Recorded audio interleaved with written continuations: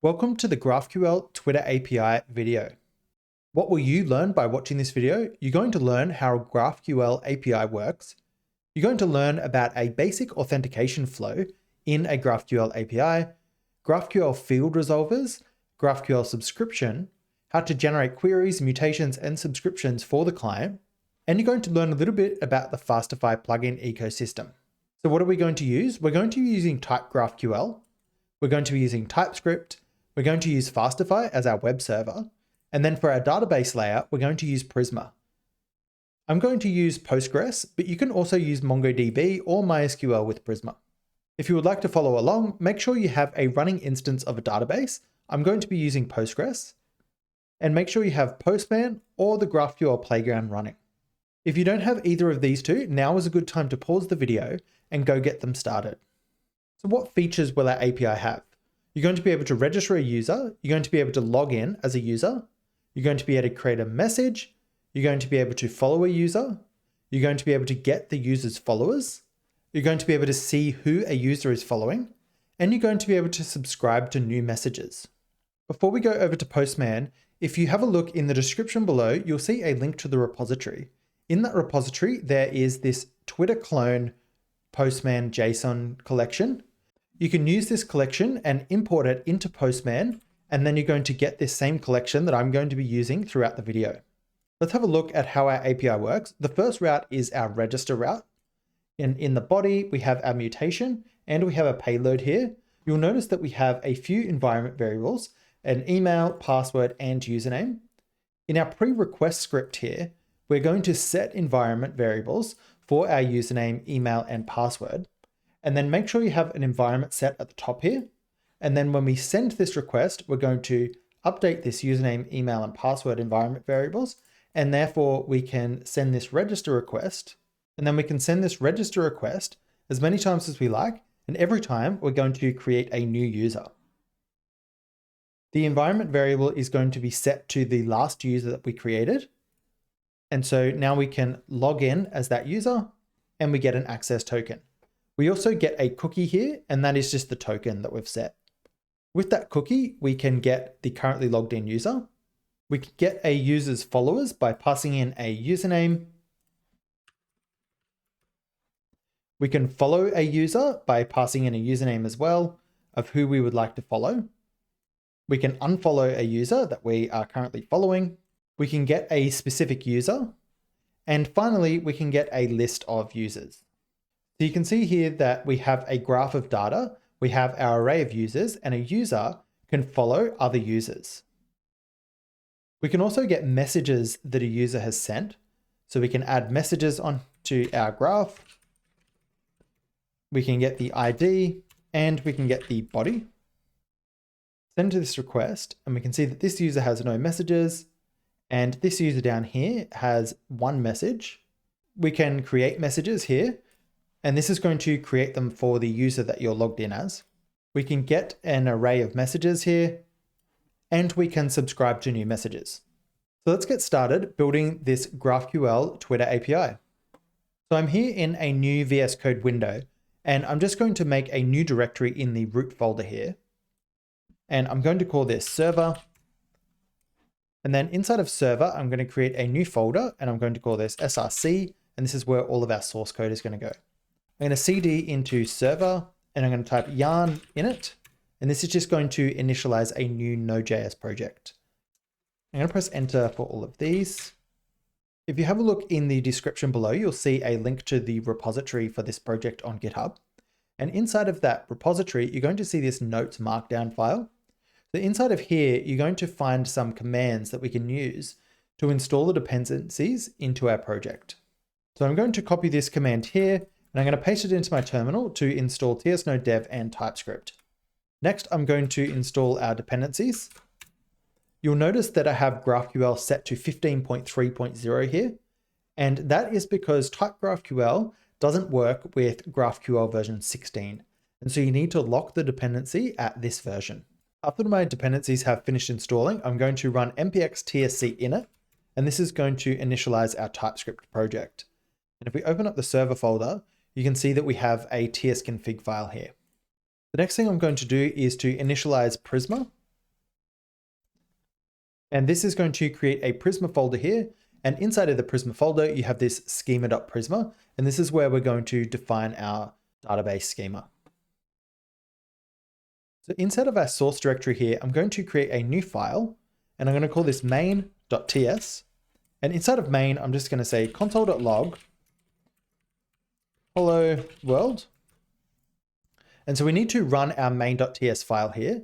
And to do that, we're going to be using ts node dev. So inside of our package.json, I'm going to create a scripts. And we're going to have one script, and that is going to be dev. You can call this script whatever you like, start, but I always think that dev is the best command to run because it's nice and short. So we're going to use ts node dev, and we can run this because we have ts node dev installed as a development dependency. I'm going to say exit child transpile only, and then I'm going to give it a path to the file that I want to run, and we're going to start here at our main.ts. So I'm going to say src/main.ts. Now, if we come back to our terminal and type yarn dev, we should see hello world. And I've made this mistake again, and I seem to make this mistake every single time I write this. It's exit, not exist child, EXIT. And we see hello world here, and our application exits. So now we're good to start coding. I'm going to come into our source directory here, and I'm going to create a new folder, and I'm going to call this utils. And then inside of utils, I'm going to create a new file, and this file is going to be called create server.ts. So I'm going to decouple our main file that's going to start our server from creating our actual server. So come back to main.ts, and I'm just going to remove that console.log. I'm going to say async function main. Then down below main, I'm going to run main. And inside of main is where we're going to start our server. So we need to build out a server that we can start. So come over to create server. And I'm going to export an async function called create server. So creating a server with TypeGraphQL can be a little bit all over the place to begin with, because in order to start our server, we have to have a root query. And to have a root query, we need to have some resolvers. So now that we have our server function ready to go, let's go create a root resolver. And so we can use that to start our server. So inside of source, I'm going to create a new folder, and I'm going to call this modules. And then inside of modules, I'm going to create two new folders. One is going to be called user. And then the next module that we're going to create is called message. And message needs to go in the root of modules. Then inside of user, I'm going to create a new file. And this is going to be user.resolver.ts. So I'm going to define a class here called user resolver.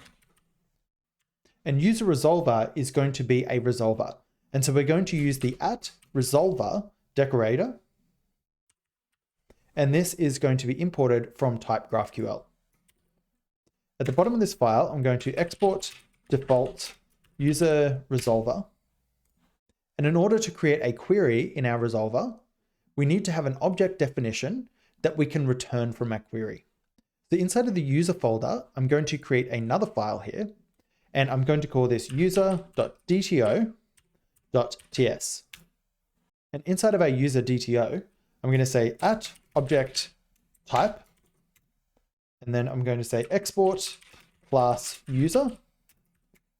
I'm going to have an @field. An @field comes from TypeGraphQL, and this is going to define what goes into our GraphQL schema. I'm going to have an ID, which is going to be a string, and then we can define some properties for GraphQL here. So my return type of ID is going to be of type ID, and ID comes from TypeGraphQL as well. And then I'm going to have nullable false. And so if we return a user that has an ID that's null, GraphQL is going to throw an error. I'm going to copy this down a few times. Another field that we're going to have is our username. Another field is our password. And password is not going to be exposed by GraphQL. And so we can remove this @field annotation.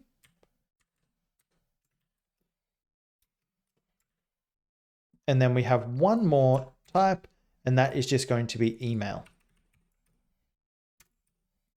So we have a couple of errors here. And if you come over to the notes file here, it's going to tell you how to solve these errors. And it's going to be to set these two properties inside of our tsconfig. But I'm going to show you how to figure this out yourself. So if you come back over to our user DTO, if you hover over the error, it says set the experimental decorators in your options tsconfig file to remove this warning. So let's open up our tsconfig file. We can search for this property here, and you can see that it's just commented out. We can uncomment this, come back to our DTO, and this error is gone, but we still have this other error here. Property ID has no initializer and is not definitely assigned to the constructor. So we also need to set emit decorator metadata to true. So come back over to your tsconfig file, find this property and uncomment it. Come back over to our user DTO. And to fix this error, we actually need to set a different property. And this is strict property initialization. We need to uncomment this, and we need to set this to false. Come back over to the user DTO, and you can see all of our errors are gone here. So now we can come back to our resolver, and we can tell our resolver what type we're going to return.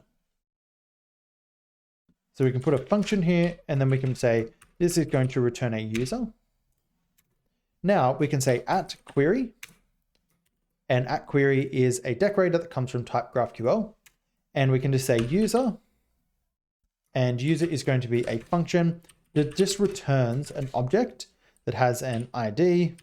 And this is just going to be a string of random characters, an email, and this is just going to be another string of random characters, a username, and then this is also going to be another random string.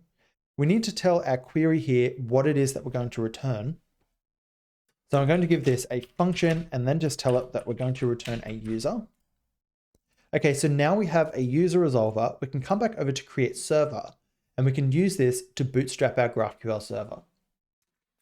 So I'm going to define a schema by saying const schema is equal to await build schema, and build schema comes from TypeGraphQL. This takes an object of properties, and we're going to have our resolvers, and our resolvers is going to be an array, and then we're going to pass in our user resolver. When we build out our messages resolver, we're also going to pass that in here as well. So now we have our schema, we can build our Apollo server. So I'm going to say const server is equal to new Apollo server. And this comes from Apollo server Fastify. And that's because I've chosen to use the Fastify version of Apollo server, but you could also use the Express or the Koa versions if you prefer. I like the Fastify ecosystem, and so I'm going to choose Fastify. The first argument that we're going to pass in is our schema. Then we're going to define some plugins. One plugin that I'm going to use comes from Apollo server, and then another plugin that I'm going to use, we have to define ourselves. Let's add Apollo server plugin drain HTTP server. And then we're going to pass in an object of properties here. We're going to say http.server is equal to app.server. And of course, we don't have app, so we can come out above create server and say const app is equal to Fastify. And then we can just execute Fastify. And this plugin is going to help our server shut down gracefully when we get kill signals. We can have a look at the documentation here for what it's going to do. It's going to stop listeners for new connections, close idle connections, close active connections whenever they become idle, and wait for all connections to be closed. And this is going to make sure our server shuts down gracefully. So the next property is going to be context. And then for context, we're going to define a function called build context. And we're going to define this function above create server. So function build context. And this is where we're going to return our context for each request. Before we build out our context, let's focus on getting our server started. So below our server here, I'm just going to return, and I'm going to return our app, and I'm going to return our Apollo server. So let's come back to main.ts, and I can say const is equal to create server, and we need to await this, and create server is going to return our app, and it's going to return a server. So the first thing we need to do is to start the server. So I'm going to say await server.start, execute that function. Next, we can say await app.listen, and we can listen on port 4000. The last thing we want to do is just console.log server ready at HTTP localhost port 4000. And then we can also add in our GraphQL endpoint here. So this is going to be server.GraphQL path. If you would like to build a REST API as well as your GraphQL API, you can do that with this app instance here. So I could add an endpoint here for app.get/health check. And then I can return an async function that is just going to return okay. So let's start our server now with yarn dev. And our server has an error here. Reflect metadata is not a function. And that is because TypeGraphQL requires that you import reflect metadata at the top of your entry file here. And that is our main.ts. Let's save that. And my port 4000 is already in use. So I'm going to exit the server, and I'm going to type npx kill port 4000 and yarn dev. And this is going to kill whatever I have running on port 4000, and it's going to start my server. Okay, we have a GraphQL server ready at port 4000. So before our GraphQL server is going to work, there's one last thing we need to do, and that is app.register. And then we're going to pass in server.createHandler. And then I'm going to pass in one property called cause, and that's going to be false. And the reason we're going to pass in cause is false is because we're going to use a different plugin to handle cause. Let's save this, and we get an error here. And this is Fastify accepts expected 3.x Fastify version, and we got 4. Unfortunately, this is because Apollo server Fastify has an old version of Fastify accepts, and because we're using Fastify version 4, we need to have a new version of Fastify accepts, and Apollo server Fastify doesn't currently have it. So to fix this, we have to downgrade Fastify to 3. So I can cancel the server, and I can type yarn again, and this is going to install our new dependency. We can check that that's worked with yarn dev. So we can test that our server is working by coming over to Postman, and we'll create a new request here. I'm going to set this to post. I'm going to set our host here, and our host is localhost port 4000/GraphQL. I'm going to come over to the request body. I'm going to select GraphQL, and then I'm going to paste in this query, and we can click send. And we get back the data that we put into our user resolver. And so our GraphQL server is up and running. Let's come back to our create server, and we can build out the rest of this server. So we need to create a custom plugin here to stop our app when our server is stopped. So let's type function Fastify app close plugin. And once you build this plugin here, you're going to see how easy it is to build plugins for your Fastify server. So this is going to take one argument, and this is going to be app, and this is going to be Fastify instance, and it's going to be of type Apollo server plugin. And the type Apollo server plugin is going to come from Apollo server plugin base. So I'm going to import from Apollo server plugin base, and we're going to import Apollo server plugin. So inside of our plugin, let's return an object. And in this object, we're going to have an async function that is server will start. And then after server will start, we're going to return an async drain server. And then when we drain our server, we're going to call app.close. And then we're just going to await app.close. So this waterfall here is just a waterfall of lifecycle methods throughout your application. So let's now use this plugin, and we can come down to our plugin array here. And I'm going to pass this in as the first plugin that we use. Separate these by a comma, of course, because it is an array. And then we're going to execute this plugin with app. So now let's console.log inside a server will start with server will start. And then in drain server, I'm going to console.log drain server. Let's save this, and you can see that server will start. We'll pass in Control C, and now we get drain server. Okay, let's remove these console logs. So the next thing I'm going to do is to set up our subscription server. And this is just so I don't forget to do it later and wonder why subscriptions aren't working. So I'm going to say const subscription server is equal to a function. And this function is going to return subscription server dot create. And this is subscription server with a capital S.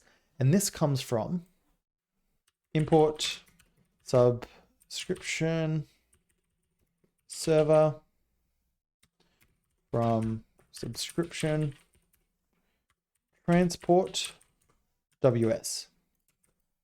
And we may need to install this. So yarn add subscription server WS, and I'll add this to the notes file. So you're going to get it straight away. So when we call subscription server.create, we're going to pass in a single object. And this is going to take our schema. It's going to take an execute function, and execute is going to come from GraphQL.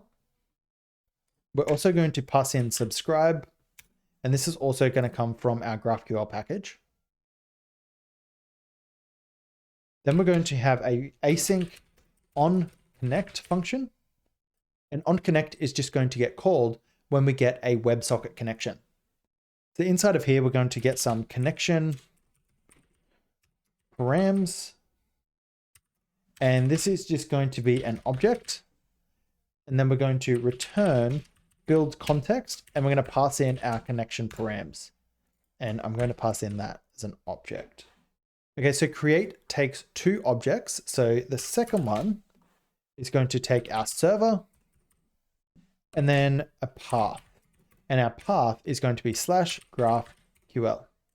The subscription server needs to take two arguments. You can see schema and server. So let's add those in. I'm going to say schema and server. And schema is going to be of type GraphQL schema. And then server is going to be of type Apollo server. Okay, so build context is complaining here because we don't take any arguments called connection params. So let's come up here and we can say that we're going to take connection params, but build context is going to get called down here as well. And so we're going to get past a request and a reply. And unfortunately, all of these properties are going to have to be optional. And that's because we don't know where build context was called. You could create two different build context functions if you like, one for WebSocket connections and one for HTTP connections, but I'm just going to do it all in one build context function. So request is going to be of type Fastify request. Reply is going to be of type Fastify reply. And then connection params is just going to be our object. So for now, inside of build context, I'm just going to return request, reply, and then later on, we're also going to return our user. Okay, so let's register some plugins. The first plugin I'm going to register is our cause plugin. So up the top here, I'm going to import Fastify cause from at Fastify/cause.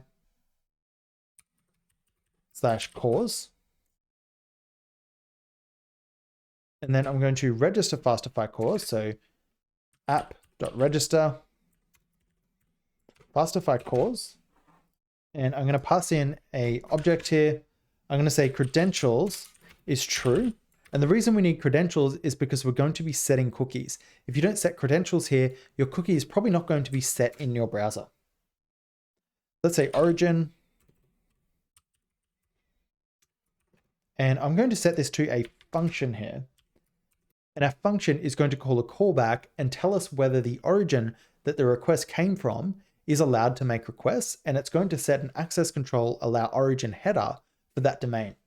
So the alternative to setting a function here is to just set a string of the cause origin. So you might want to say HTTP localhost port 3000, but I'm going to allow a few different hosts. So our callback is going to take origin and a callback, and I'm going to say if, and I'm going to define an array dot includes our origin. So what this is going to do is allow us to provide an array of origins that we allow. And if the array includes the origin that the request is coming from, then we're going to return our callback. And the first argument is an error, and that's going to be null because we're going to allow this request. And then the second argument is going to be true. So let's define some origins that we're going to allow. The first one is just going to be localhost port 3000. So I'm going to say HTTP localhost port 3000. The next one is going to be the Apollo Studio. I'm just going to paste that in here. And then you could also set an environment variable for a cause origin as well, if you like. So otherwise, if this array does not include the origin, I'm going to return our callback with a string that says not allowed, and then false. And this is not a string, actually. It's a new error, and the error takes a message. And the next plugin I want to register is Fastify cookie. So I'm going to import Fastify cookie from at Fastify cookie. And then below our cause plugin, I'm going to say app.register Fastify cookie. And then you can pass in an object of properties here if you like. You can have some pass options, for example, but I'm just going to leave the options empty. So then the next plugin we want is Fastify JWT. So import Fastify JWT from at Fastify/JWT. And this is one of the reasons I love Fastify, is because it has all these official plugins to help you do pretty much anything that you want to do with a web server. I'm going to say app.register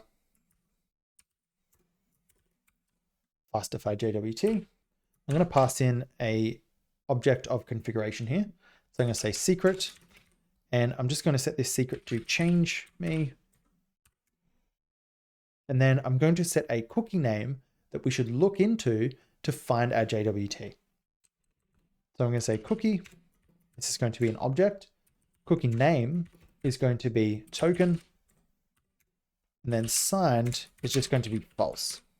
Okay, so now we have Fastify JWT and our cookie plugin registered.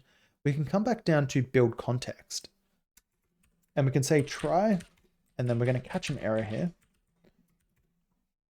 We can say const user is equal to await request dot JWT verify.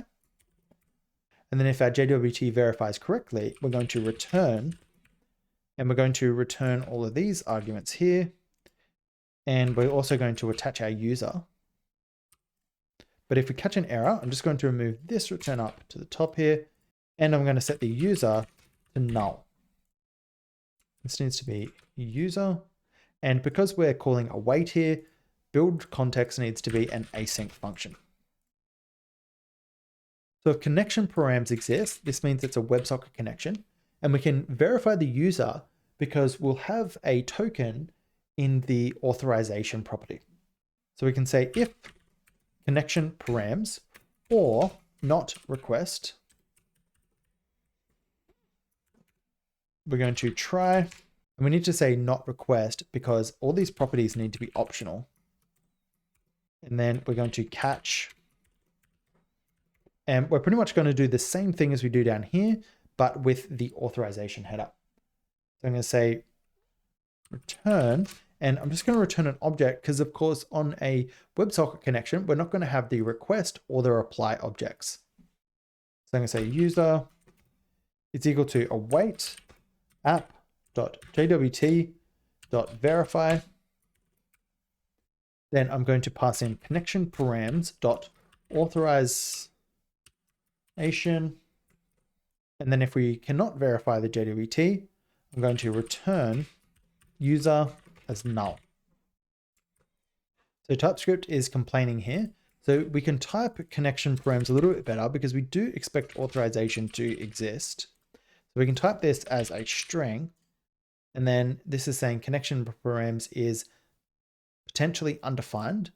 So we can say, or this is going to be an empty string, and then we can add a question mark here and TypeScript is happy.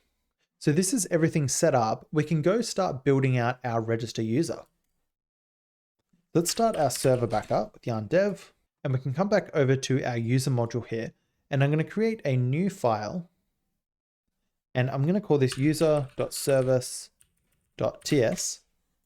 And then inside of our user resolver, I'm just going to remove this query because we don't need this one here. And I'm going to have a mutation. So at mutation, which comes from TypeGraphQL. And it is going to return a user. And this mutation is going to be called register. So I'm going to say async register. And this is the beauty of TypeGraphQL.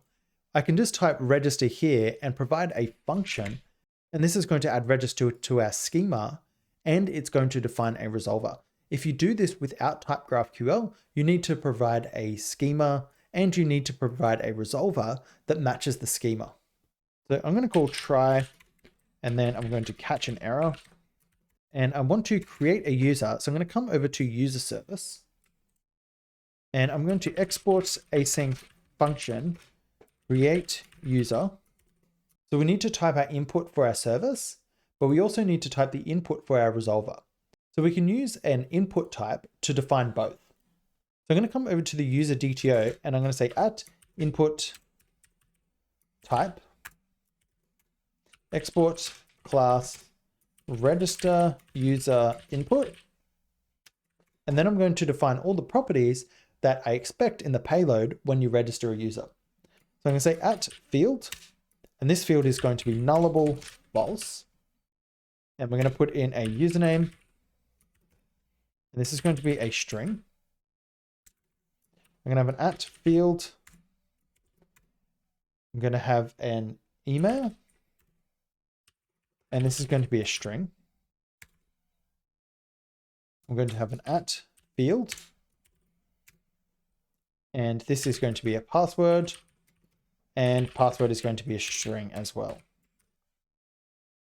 There's one of the really cool things you can do here with a package called class validator. So I want to make sure my email address here is actually an email. And instead of testing it with a complicated regex and adding all this logic to either my resolver or my service, I can say at is email, and this is going to come from class validator. And then my input is going to be validated.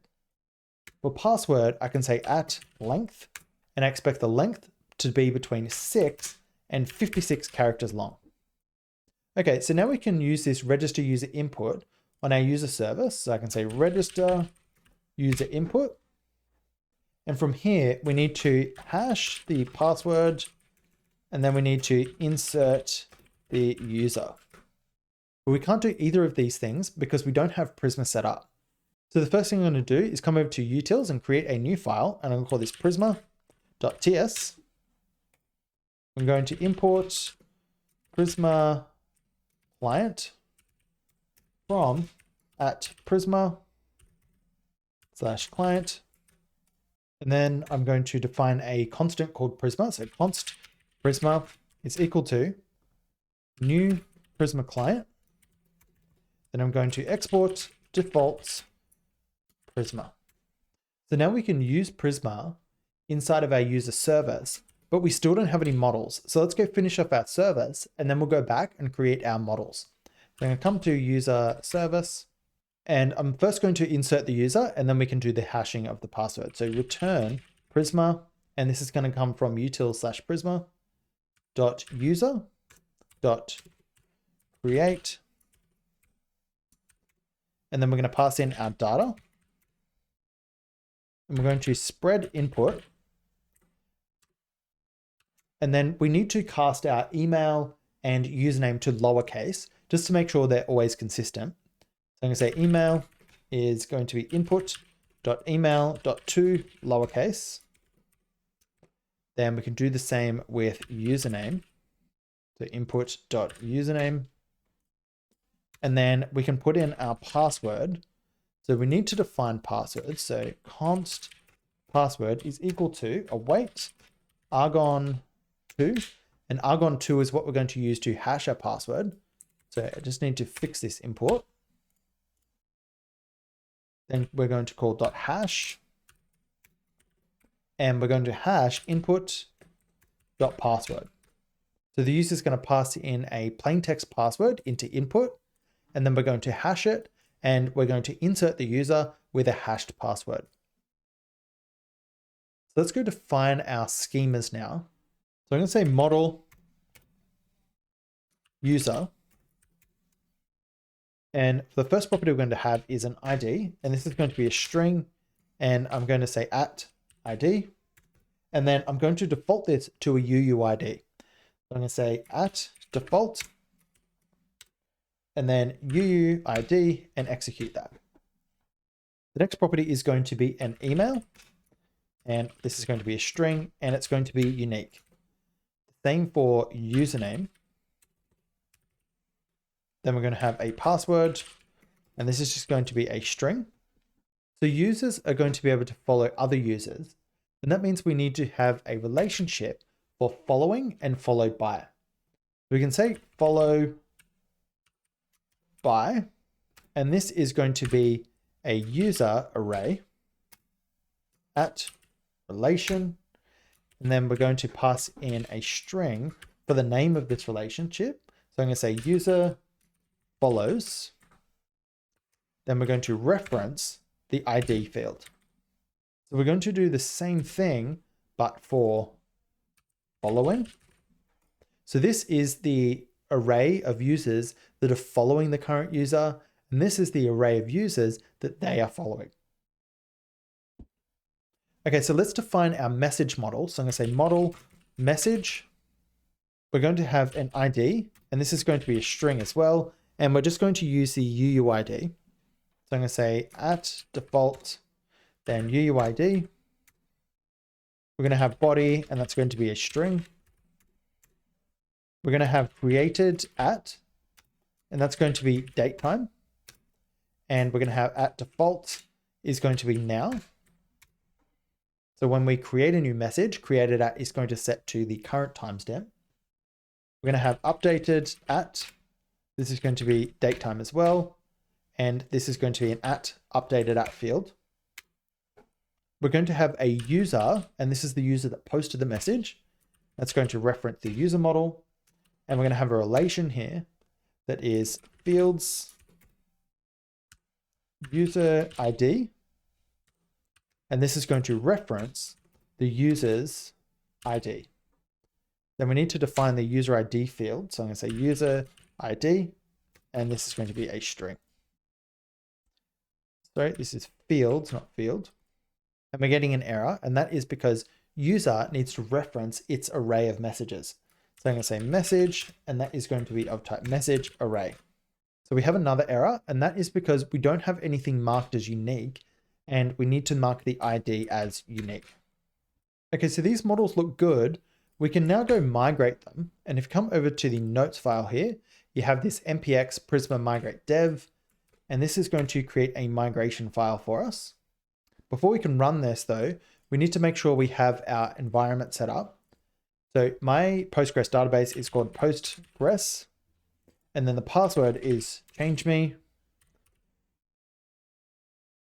And then my database is just going to be called Twitter. Let's try to run our migration again. And you can see that we connected to the database and we created this migration file here with an underscore in it. And that's just the name of this migration. If we have a look at this migration, you see a new folder here called migrations. This has a timestamp, and then we have our migration.sql. So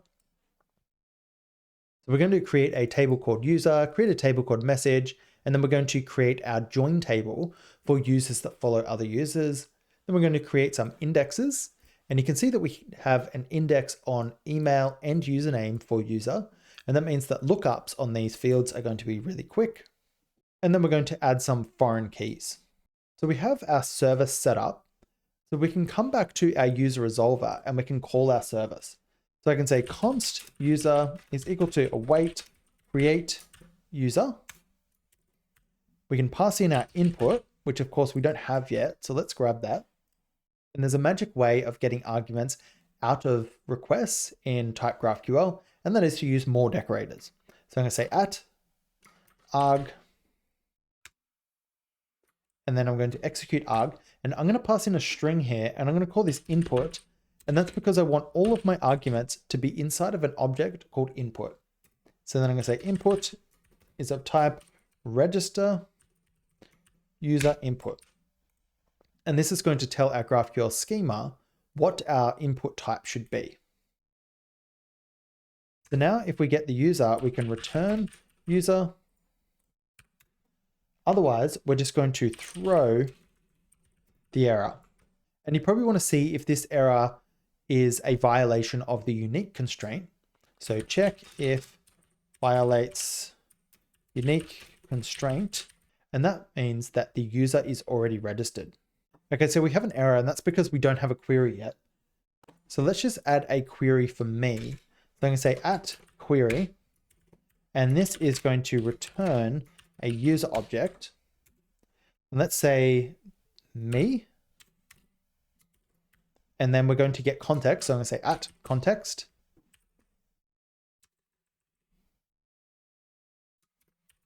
And it's @ctx. Execute that. Put it into a variable called context. Then return context.user. So we don't have a type for context. So if we come back over to our build server, context is just going to be whatever build context returns. So we can say export type context equals return type of build context. And build context is an async function. So you can see here that context is going to return a promise, but we don't want that. We want the awaited version. So we can use the utility type for awaited. Now let's come back to our user resolver, and we can type context with context, and this is going to come from our create server. Okay, and our server starts successfully now. Let's come back to Postman, and I'm going to try create a user. So our server is responding with a 500 and a message of not allowed. And I have no idea what's going on. So I'm going to come to create server, and inside of Fastify, I'm just going to say logger, and I'm going to set this to true. Now let's send this request again. And you can see we get much more details now. And if I have a look through here, I can see that I'm running into an error here inside of create server on line 32. So let's have a look at that. And we're hitting our cause plugin here. So let's console.log out our origin. I'm just going to turn the logger back off. Send this request, and you can see our origin is undefined. So when we're in development, we just need to say if not origin, or, and then we're going to check to see if our origin is in this array. Let's try this again. And we create a user successfully. Let's move on to our login handler. So I'm going to come back to our user resolver. The TypeGraphQL was a bit of a pain to set up, but now that we have it set up and running, we should start flying through these features. So I'm going to say @mutation, and this mutation is just going to return a string, and that's just going to be our JWT. So I'm going to say it's going to return a string. I'm going to say async login. We're going to get our args, and our args are going to be a named object called input. We're going to define a property called input to put our args into, and they're going to be of type login args. So let's come over to user DTO. I'm going to copy my register input, and then I'm going to rename this to login input. And then in login input, we're going to remove our email. So instead of username, I'm going to have username or email. And this just means we're going to allow the user to log in with their username or their email. Come back to user resolver, and we can type input as login input. So the first thing we want to do is to find the user by their email or username. Let's create a service to do that inside of user.service. So we're going to say export async function, find user by email or username. We're going to take some input here, and that input is going to be of type login input, and then it's just going to be username or password. So in other words, input's just going to be a string. Then we're going to return prisma.user.findFirst, where, and then where is going to take or, and then or is going to be an array. And then inside of or, we're just going to pass in two objects, and these are going to be the properties that we want to look for. So I'm going to say user is input or email equal to input. And it's as easy as that. So let's come back to user resolver. So I'm going to say const user is equal to await find user by email or username. I'm just going to pass in the input dot username or email, and then I'm just going to cast this to lowercase as well. Then I'm going to say if not user, throw new Apollo error, invalid credentials. And then I want to verify to see if the password that they gave us is correct. So to do that, I'm going to create a verify password function inside of user service. I'm going to say export async function verify password. I'm going to pass in a password. Then I'm going to pass in a candidate password.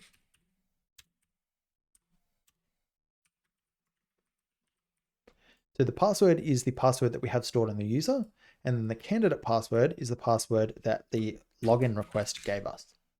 I'm going to say password is string, and then candidate password is also a string. And then we just want to return argon2.verify, and then we just need to pass in our password and our candidate password. Okay, so let's go use this function. So I'm going to say const is valid is equal to await, and make sure you remember to await this. Otherwise, it's always going to be true because it's just always going to return a promise. Verify password. And then we're going to pass in a password, and this comes from user.password. Then we're going to pass in a candidate password, and this comes from input.password. Next, we can say if not is valid, and we're just going to throw this same error that says invalid credentials. Otherwise, if it is correct, we want to sign a token. So I'm going to say const token is equal to await ctx dot reply. And we need to get context actually. So let's get context the same as we did with the me query here. And we can just pass that into login arguments here. Await context dot reply dot JWT sign. And then I want to sign this with an ID of user.id, a username of user.username. And then I also want to put their email in the token. So email is user.email. So you can see that we get these handy functions here to sign a JWT, and we just pass them around in context on the reply object. And that's because we added reply to build context when we created our server. The next thing we want to do is to create a cookie and add it to the reply. So I'm going to say context.reply.set cookie. And our cookie name is just going to be token. And if we go back to where we built our server, you can see that we said our cookie name here is token. Then we want to add the cookie value, and that's going to be our token that we defined the line above. And then we can pass in some options. So I'm going to set the main, and I'm just going to set this to localhost. You probably want to put all of these into environment variables. I'm going to set the path just to a backslash, so it's going to be global for that domain. I'm going to set secure to false, and secure means that the cookie needs to be sent over a HTTPS connection, but we don't have a HTTPS connection, and so we need to set this to false. We set HTTP only to true, and then I'm going to set same site to false. If these cookies aren't working for you, or you want to make them a little bit more secure, just play around with these options here, and you're going to find something that works really well. So the next thing we need to do is to return a token. The TypeScript is complaining here. It says that token is string or undefined. So let's just do a little test here. So if not token, then we're just going to throw an error that says we error signing token. Of course, we should never actually hit this error here. Okay, so let's come back over to Postman, and I'm going to hit my login mutation. So I have username or password defined here, but it should actually be username or email. That's not correct. So let's send this, and we get back a token. So we can keep sending this login request, and we get a new token each time. Okay, so we should now be able to hit the me endpoint. Let's hit this. And I'm just going to remove the fields here for followers and following because we haven't joined them on yet. You can send this, and we also get back the currently logged in user. And the reason that we get that is because in the user resolver, we added me that just returns the context.user. And the reason that we have user on context is because in build server, we defined context where we added the user to our context. So if we wanted to add following and followers, we could easily do that and just for now make them return an empty array in this items property.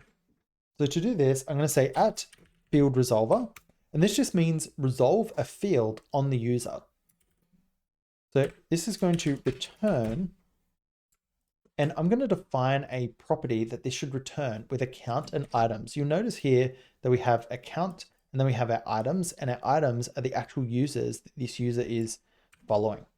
And the reason I want to do that is because I might just want to query for account, and then I can just show a count of how many followers the user has on their profile or something like that. Let's come over to user DTO, and I can say at object type export class user followers at field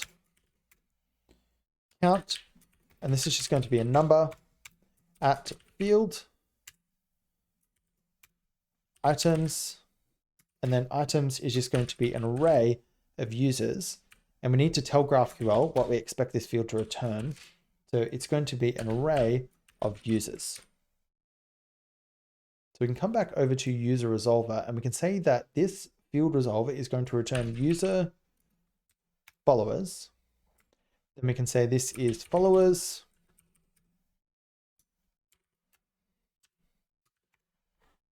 And I just want to return an object with count. And I'm just going to set this to 0 for now. And items is just going to be an empty array. So we can copy this. And we can do the same for following. And now we have these two fields on our user. Let's come back over and we can get the currently logged in user. And you can see that we can now query for followers and following. Let's add a mutation now to follow a user. So I'm going to say at mutation, and this is going to be async follow user. I'm going to have at arg, and then input. I'm going to define a property called input. And now we need to define a type for this input. So I'm going to say at input type export class follow user input. And then we're going to have at field. And in our Postman collection for follow user, we have this follow, but I'm just going to call this username and I'll update the collection before I publish this video. So I'm going to say username, and this is going to be a string. So we can use our follow user input back at our user resolver and say input is follow user input. We can also have context, and we can name this context, and it's going to be of type context. The reason that VS Code is complaining so much here is because I put this in the function body. So I need to move this into the function arguments.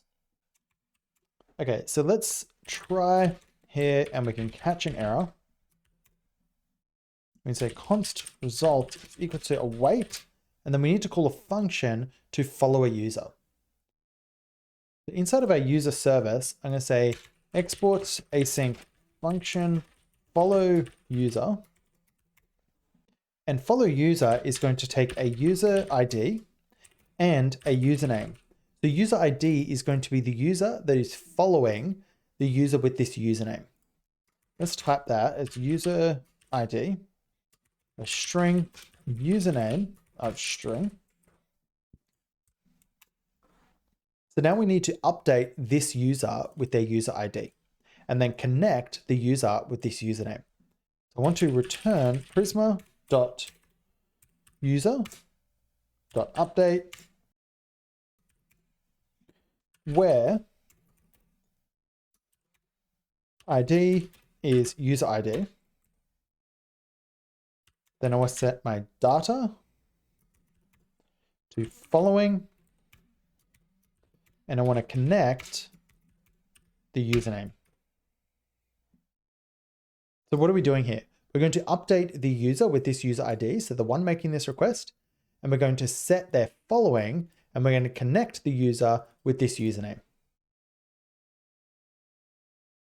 So we're going to have result is equal to await follow user.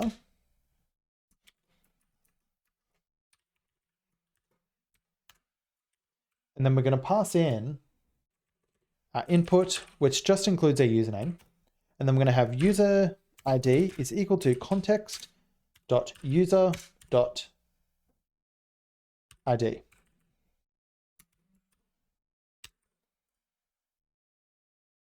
So TypeScript is telling us that user ID doesn't exist on verify payload type. And the reason for this is because if we come back to create server, we're not telling it what type user is. It says just here, verify payload type, where we can do a little bit better than that. And we can define an actual user type. So above build context, I'm going to say type context user is equal to user, and user comes from Prisma client. And then we just want to omit the password from user, because our password is never going to be inside of our context user. So now inside of verify user, we can pass in a generic, and that generic is going to be our context user. And then we can do the same down here. Now, if we have a look at the type of context now, we have user, which is of type context user. And then if we have a look at the type of context user, we have ID, email, and username. And these are the properties that we added to our JWT. And so they will end up on context. So it's saying here that user ID can be undefined. And that's technically true because we're not authenticating this route yet. So let's just add an exclamation mark here to say that we know this is not going to be undefined. And then once we're finished with this mutation, we're going to make sure that user is not undefined when we call the follow user mutation. So let's return result. And then if we catch an error, I'm just going to throw new Apollo error, and then we're just going to throw the error into there. So if you get this error here on your errors, it says type unknown is not assignable to type string. You can just type the error as any. We have an error here and it says we need to provide an explicit type for follow user. So this is the type that follow user is going to return. So I'm just going to return the user back. So this result is just the user that is making the request. Let's go try this out. We don't know a username that we can follow. So let's just go add this user's query here, and then we can use that to find a user to follow. So I'm going to come in here and say at query, and this is going to return an array of users. And then I'm going to call this query async users. And then inside of user service, I'm going to export async function find users.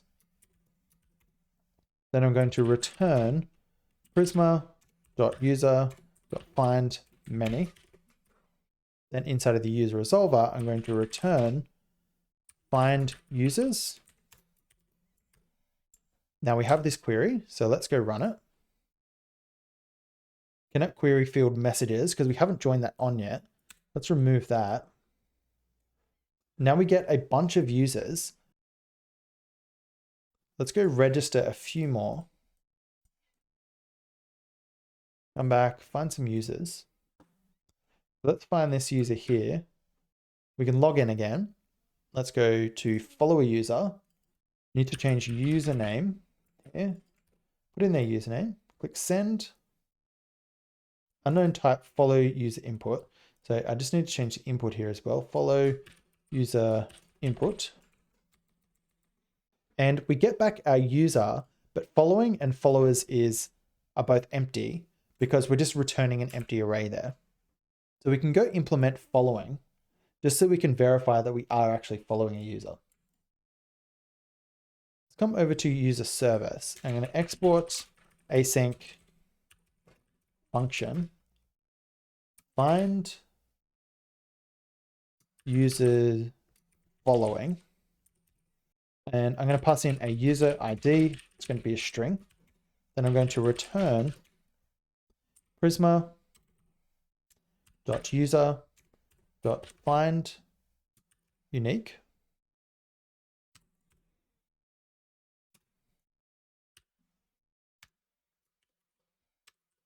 Where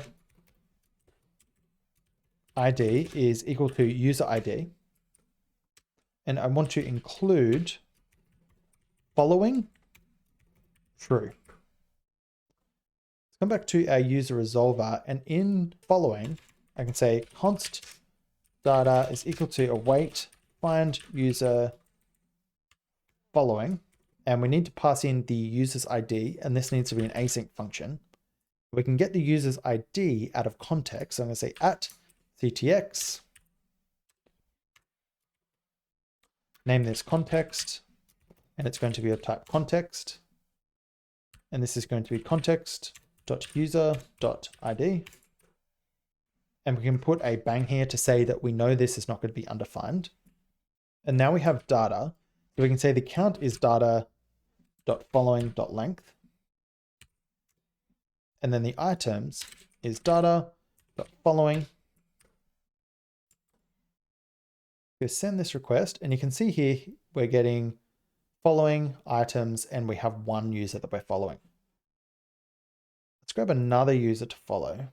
And we can put this username in here, and we're now following two users.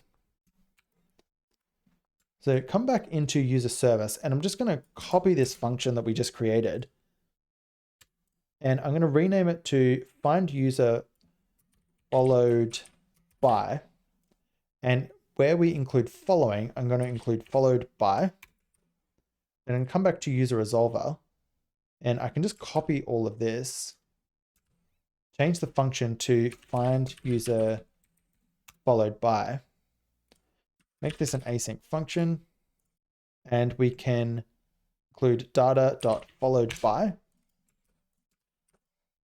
and then we can also grab context here, put that into our function arguments, and now we also include the followed by. So let's go set up authorization so we don't allow unauthorized requests. So TypeGraphQL makes this really easy. Inside of utils, I'm going to create a new file, and I'm going to call this bearer auth checker.ts. And this just means that we're going to be checking for a bearer token. So I can say export const bearer auth checker. And this is going to be of type auth checker, which comes from TypeGraphQL. And then we're going to pass in our context object, which comes from create server, equals, and we're going to get some context. And basically, we just want to return true or false. So let's return false for now. And we can come back over to create server. And down where we pass in our resolvers, we can pass in our auth checker, and we want to pass in our bearer auth checker. Then to use this, all we have to do is add an @authorized decorator to certain requests. So we don't want to do it for login, but for getting the currently logged in user, we do want to authorize the user. So we can say @authorized, and that's all we need to do. So this is going to return an error when I try get me. You can see here, access denied. You need to be authorized to perform this action. Let's come back to our auth checker. Let's try returning true. Send this request again, and we get the currently logged in user. All we need to do is to check that user is inside of context. So I'm going to say if context.user return true, otherwise return false, and it is that easy. We get the user again, and you can see that we can get the currently logged in user. Add this authorized header to our follow user mutation, our followers query, our followers field resolver, our following field resolver. Anything where we use context, it's a good idea to add authorized. So the last mutation we need to create for a user is to unfollow a user. Let's come back to our user resolver here. And under follow user, I'm going to have an @authorized @mutation that's going to return a user. I'm going to say async unfollow user. And I'm just going to copy the input and the context from follow user because it's going to be exactly the same. And then inside of user service, I'm going to export async function unfollow user. So this is going to be a lot like our follow user. I'm going to move it up so we can look at follow user while we code this. So we're going to have the same input. I'm going to copy this, I'm going to copy the Prisma query as well. But instead of connect, I'm just going to say disconnect, and then that's it. We can now unfollow a user. So now I can say const result is equal to await unfollow user. I'm going to spread in the input again, which is just the username. And then I'm going to say user, and this is going to be context.user.id. And we know ID exists, so we can use this bang here. And this is actually user ID. And now let's just return the result. Let's try this out. I'm going to get me, and these are the users that this user is following. Let's grab this username here. I'm going to come over to unfollow user. Change this to username. Pass in this username.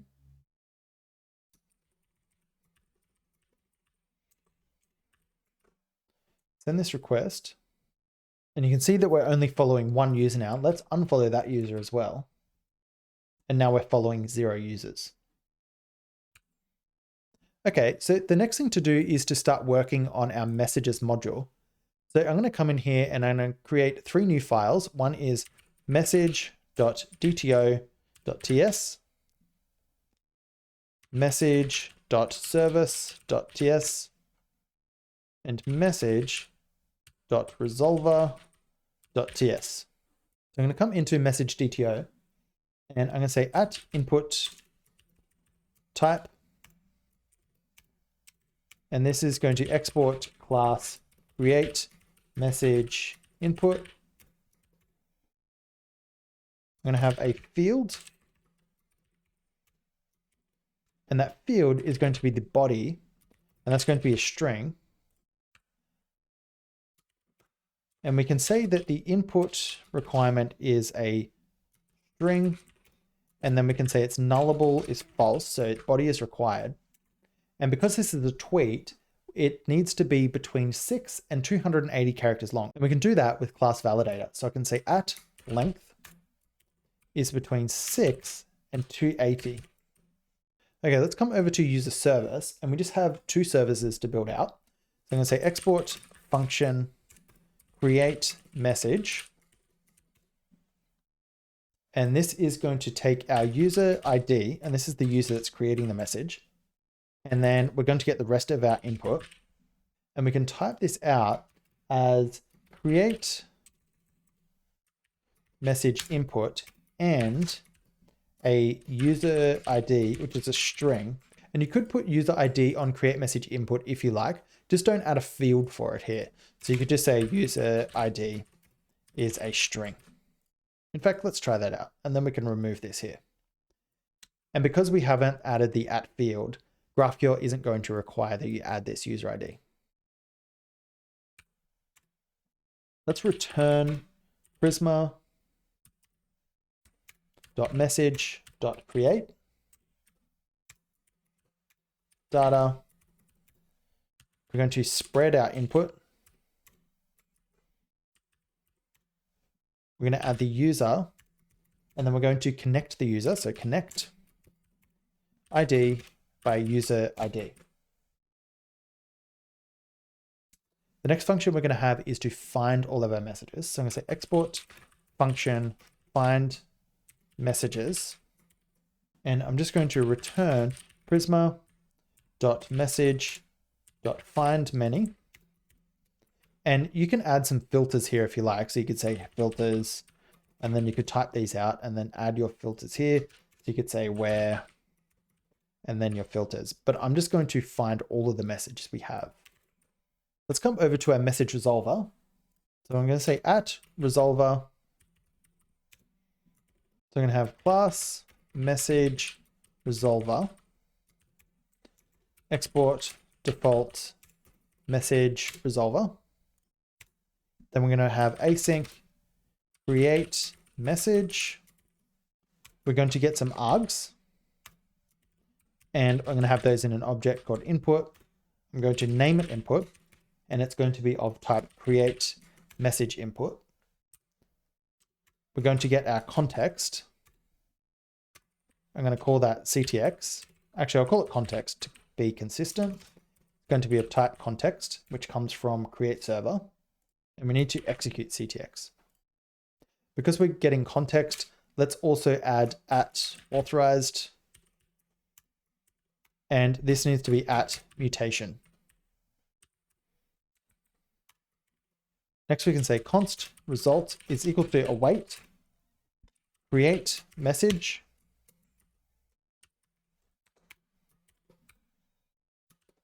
I'm going to spread my input, and then I'm going to say my user ID is equal to context dot user dot ID. And we'll put a bang to say we know that that is going to be there. So the reason I'm adding a result variable here, and I'm just going to return it, is because we're going to publish this to a subscription. So we need to add this resolver to our server. We need to tell TypeGraphQL about this. Let's come back to create server. And where we have user resolver, we need to add our message resolver. So we need to add a type to our message resolver. We don't have a type yet. So let's come over to our message DTO. And I'm going to say at object type. And our object type is going to export class message. We're going to have an at field. And this field is going to be of type ID. It's going to be nullable, false. And it's going to be ID string. We're going to have an at field. And this is going to be the user. So I'm going to say that this type is user, which comes from our user DTO. It's going to be nullable false. A message has to have a user. And say user is of type user. We're also going to have a user ID. So I'm going to say at field. I'm going to type this as a string. It's going to be nullable false.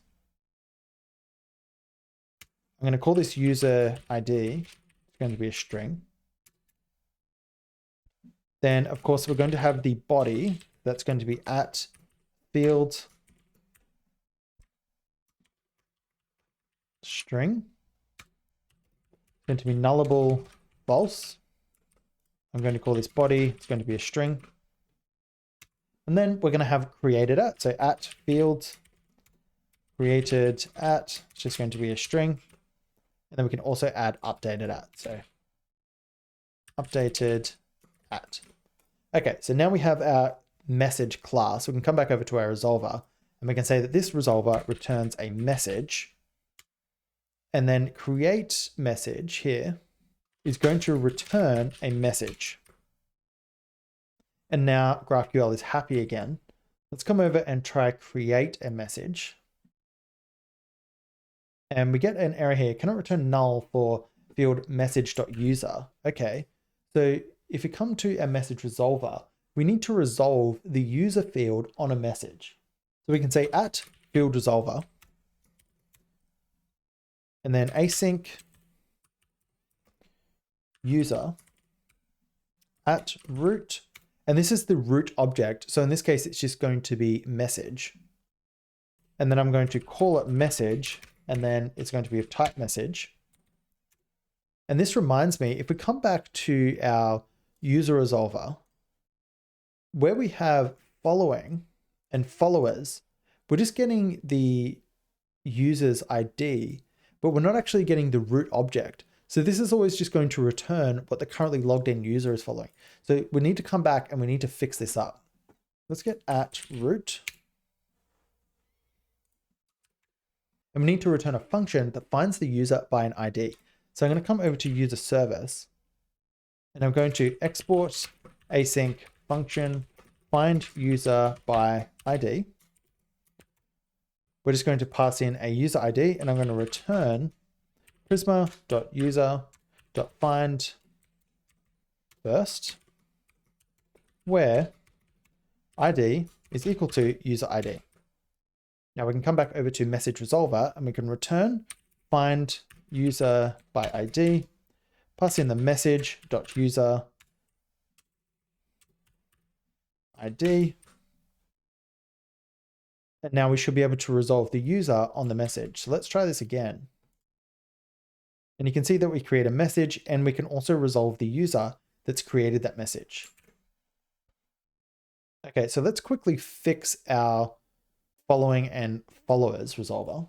So instead of context, we need to get at root. And this is going to be a user and it's going to be of type user. Then we need to get find users followed by user dot ID. Do the same down here. So we can say at root. And this is just saying get the root object of this query. So user, and it's going to be of type user. Then we're going to return user.id. So we don't need the authorized parameters here because we're not using context anymore. You can be logged out and find out who a user is following.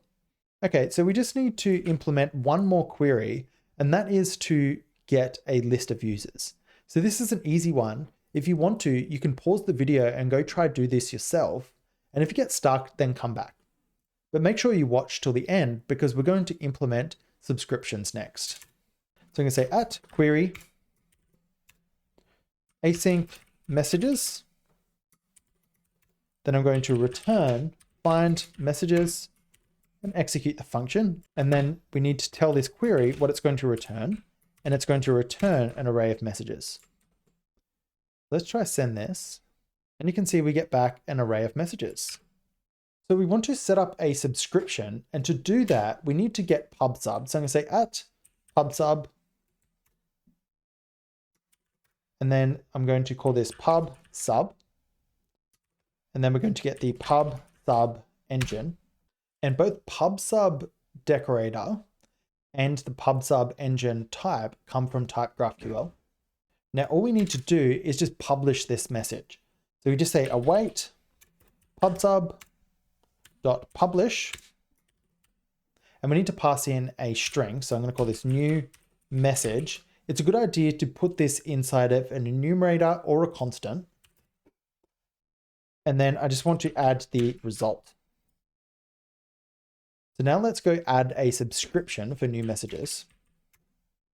I'm going to say at subscription, and this is going to return a message, and the topic is going to be new message. And this is why I said it should be in an enumerator or a constant, because you want to make sure these two are exactly the same.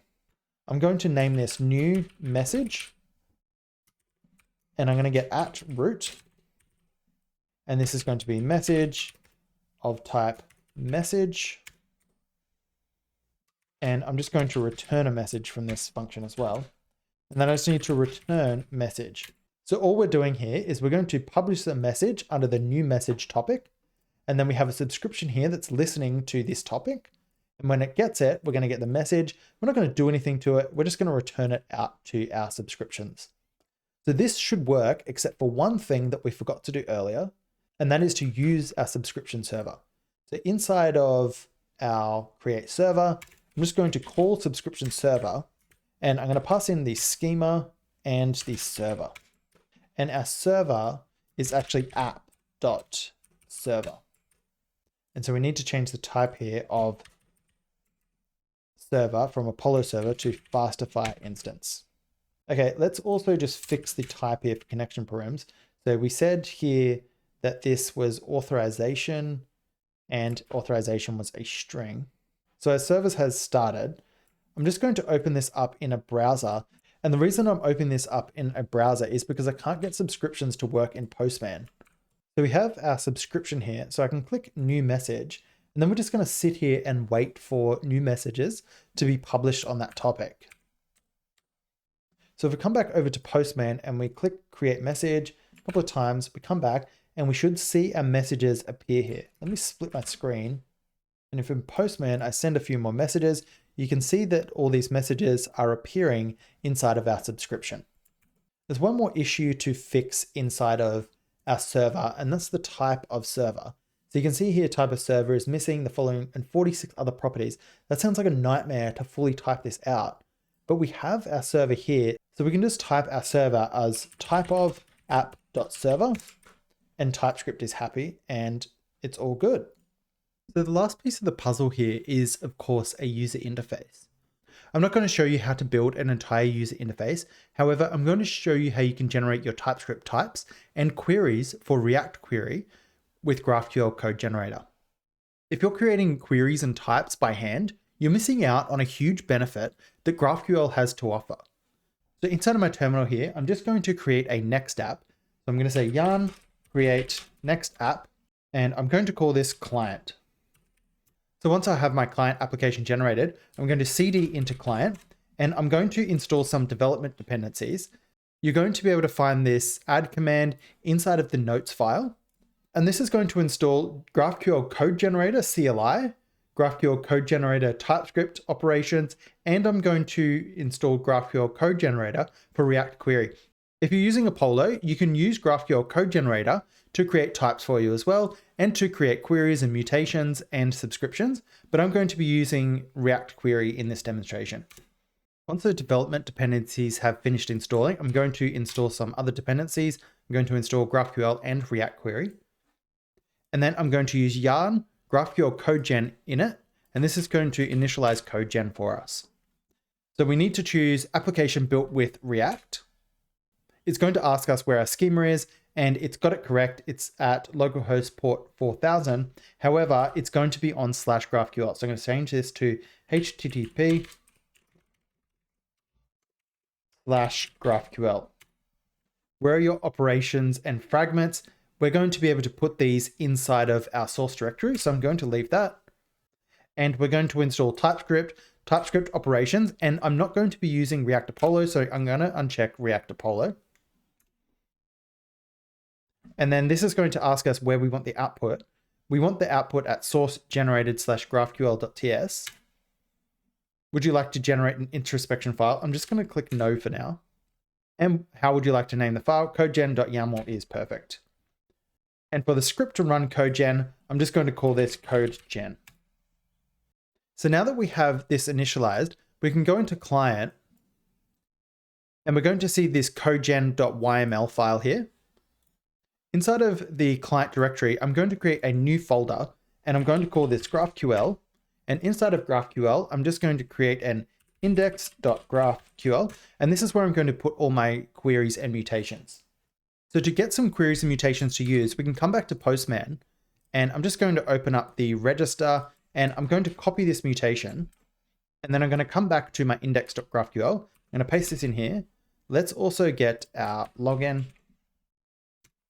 and I'll grab a query as well, and I'll grab the me query.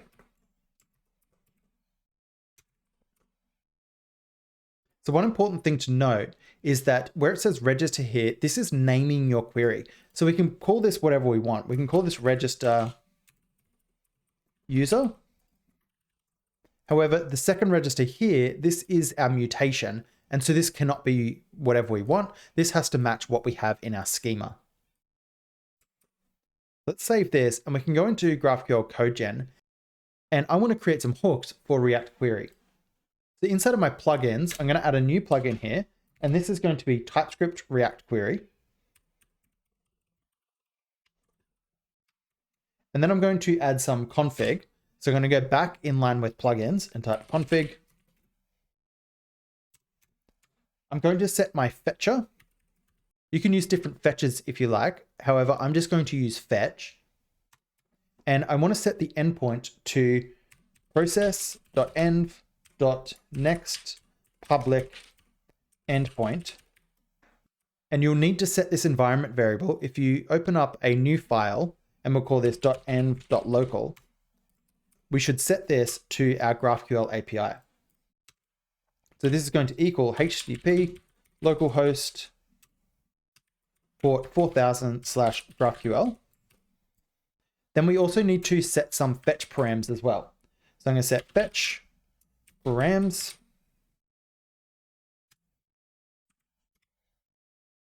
And this is going to be an object. And I'm going to put credentials.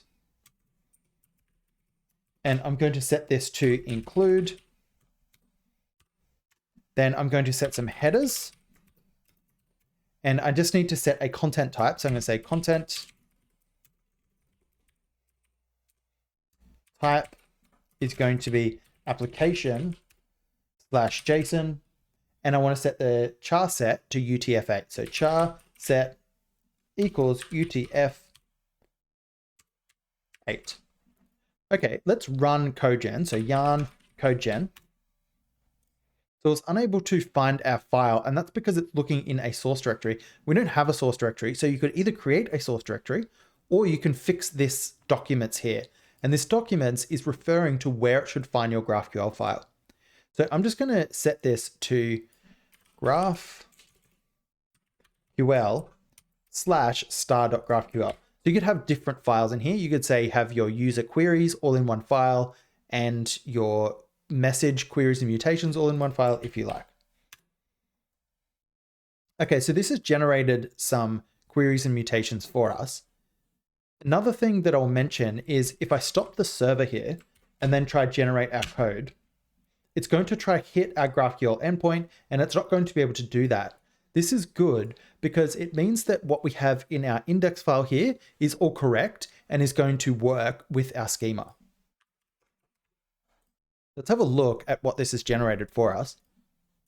So the files are going to be located in source generated GraphQL.ts. So it's created a source directory here for us. We don't really want that. Let's delete this source directory and let's change this to generated. And I also like to put this in an index.ts. And this just means that I can import from generated. Let's have a look at what we have here now. So you can see that we have some TypeScript definitions, and these are going to match what we have in our schema. So if you notice here, we just have this random endpoint and we actually don't have a fetcher here. So the reason for that is because we've put this process.env on a new file. We don't want that. We want to set our fetcher, and then we want to set this to an endpoint. So endpoint. If we don't set this, we need to pass an endpoint into every single query or mutation, but we won't want to have to do that. Let's try this again, yarn codegen. Now if we come back into our index, you can see that we're now using a fetcher correctly. Let's have a look at this fetcher. So you can see that this is going to use our next public endpoint, so that's good. It's going to use a post request. This is exactly what we need for GraphQL. One thing we're missing is our fetch params. We want to include credentials and we want to include our content type header. Let's have a look and see what we might have done wrong. So it looks like we just need to indent one more for these fetch params. So it needs to match up with endpoint there. And in fact, we can remove that line. Let's try to generate some code again. We can come have a look and you can see here we have our credentials include and we have our headers. This is perfect. Let's go try use one of these queries. So we can just come over to the index file. And in this file, I'm going to say const me equals use me query. Now, if we have a look at what's in me, you can see that we have the use me query result, which is me query. If we open this up, you can see that we have me query here. And this is going to return what we defined in me, which is our ID, username, and email. Let's have a look at the register query. So const register equals use register user mutation. And you'll notice this is called register user mutation. And the reason for that is because we called it register user. If we just called this register, this mutation here would be called use register mutation. So we can call register.mutate, and then you'll need to pass in some variables. So this is going to be input, and then input is going to require an email, a username, and password. So that is how to build out a GraphQL API and generate your types and your queries, mutations, and subscriptions for the client. If you enjoyed this video, please make sure you leave a thumbs up and subscribe so you get notified whenever I release a new video. Thank you for watching, and I'll see you in the next video.